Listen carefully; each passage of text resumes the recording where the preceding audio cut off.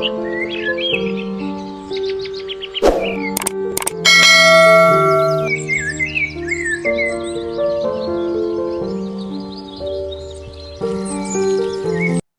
আলাইকুম দর্শক, কেমন আছেন সবাই? আশা করি সবাই ভালো আছেন।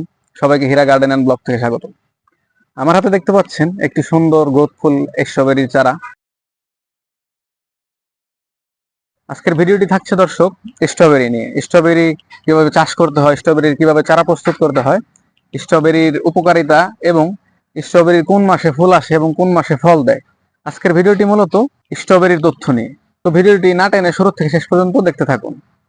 স্ট্রবেরি ছোট ঝোপালো লতানো প্রকৃতির গাছ। এতে শক্ত কোনো কাণ্ড বা ডালপালা নেই। পাতা সবুজ, ছোট, কিনারা খাঁজ কাটা, অনেকটা থানকুনি পাতার মতো। পাতার বোটাও লম্বা, সরু, নরম। ঝোপের মধ্যেই ছোট ছোট ঘন্টার মতো সাদা বা ঘিয়া রঙের ফুল ফোটে। সরু সুতোর মতো বোটার মাথায় একটি একটি করে ফল ধরে। তবে সবচেয়ে আকর্ষণীয় ফল, লিচুর মতো একটি গাছে অনেক ফল ধরে। কাঁচা ফলের রং সবুজা ভাব, পাকলে উজ্জ্বল টকটকে লাল হয়। আকর্ষণীয় রং, গন্ধ ও উচ্চ পুষ্টিমানের জন্য স্ট্রবেরি খুবই জনপ্রিয়। এতে ভিটামিন সি ছাড়াও পর্যাপ্ত পরিমাণে অন্যান্য ভিটামিন ও খনিজ পদার্থ রয়েছে। রাজশাহী বিশ্ববিদ্যালয় থেকে উদ্ভাবিত জাতগুলোর মধ্যে হচ্ছে রাবি 1, রাবি 2, রাবি 3 এবং মডার্ন হর্টিকালচার সেন্টার নাটোর থেকে প্রচলিত জাত modern strawberry 1, modern strawberry 2, modern strawberry 3, modern strawberry 4 এবং মডার্ন স্ট্রবেরি 5। আমাদের দেশে চাষযোগ্য জাত এগুলা। উপযুক্ত মাটি ও আবহাওয়া পেলে স্ট্রবেরি ভালো হয়। স্ট্রবেরি মূলত মৃদু শীত প্রধান অঞ্চলের ফসল। ফুল ও ফল আসার সময় শুকনো আবহাওয়া প্রয়োজন।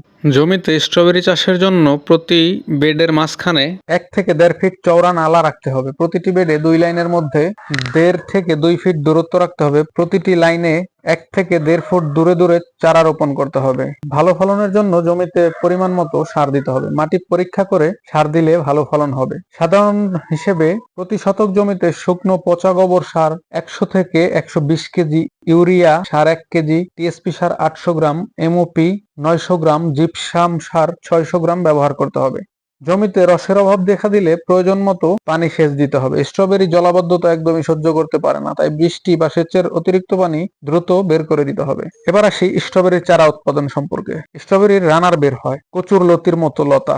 এর মাধ্যমেই মূলত স্ট্রবেরির বংশ বিস্তার করে থাকে। তাই পূর্ববর্তী বছরের গাছগুলো নষ্ট না করে জমি থেকে তুলে জৈব পদার্থ সমৃদ্ধ হালকা ছায়াযুক্ত স্থানে রোপণ করতে হবে। ওই গাছ থেকে উৎপন্ন রানারের শিকড় বের হলে তা কেটে 50 ভাগ গোবর ও 50 ভাগ পলিমাটি যুক্ত পলিথিন ব্যাগে লাগাতে হবে। এরপর পলিথিন ব্যাগ সহ 4টি হালকা ছায়াযুক্ত স্থানে সংরক্ষণ করে রেখে দিতে হবে। অতিরিক্ত বৃষ্টির হাত থেকে রক্ষা করতে হবে এবং পলিথিনের ছাউনি দিতে হবে। রান্নার মাধ্যমে বংশবিস্তার করা হলে স্ট্রবেরির ফলন ক্ষমতা ধীরে ধীরে কমতে থাকে। তাই জাতের ফলন ক্ষমতা অক্ষুণ্ণ রাখার জন্য টিস্যু কালচারের মাধ্যমে উৎপাদিত চারা ব্যবহার করা ভালো।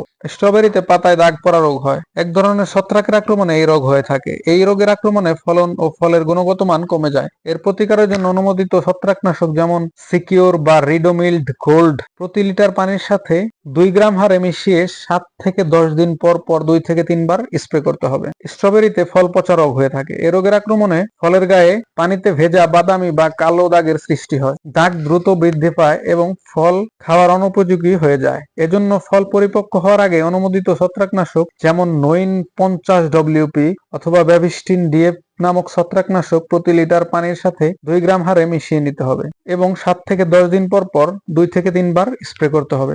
স্ট্রবেরি গাছ প্রখর সূর্যের আলো ও বেশি বৃষ্টি সহ্য করতে পারে না, এজন্য মার্চ এপ্রিল মাসে হালকা ছায়ার ব্যবস্থা করতে হবে। ফল সংগ্রহ করার পর সুস্থ সবল গাছ তুলে পলিথিন ও ছাউনির নিচে রোপণ করলে মাতৃগাছকে সূর্যের খরতাপ ও ভারী বৃষ্টির ক্ষতি থেকে রক্ষা করা যায়। মাতৃগাছ থেকে উৎপাদিত রানার পরবর্তী সময়ে চারা হিসেবে ব্যবহার করা হয়ে থাকে।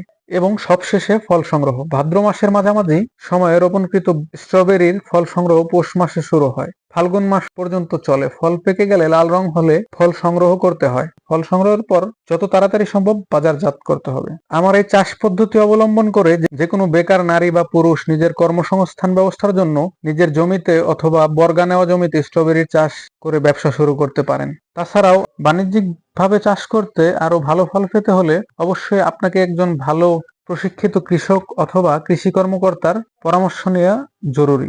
আজকের মতো এ পর্যন্তই। দেখা হবে পরে নতুন কোনো ভিডিও নিয়ে, নতুন কোনো তথ্য নিয়ে। সে পর্যন্ত সবাই সুস্থ থাকুন, ভালো থাকুন। ভিডিওটি কেমন লাগলো অবশ্যই কমেন্ট করে জানাবেন এবং ভিডিওটি ভালো লাগলে অবশ্যই আমাদের চ্যানেলটিকে সাবস্ক্রাইব এবং ফেসবুক পেজকে ফলো দিয়ে পাশে থাকবেন। ধন্যবাদ।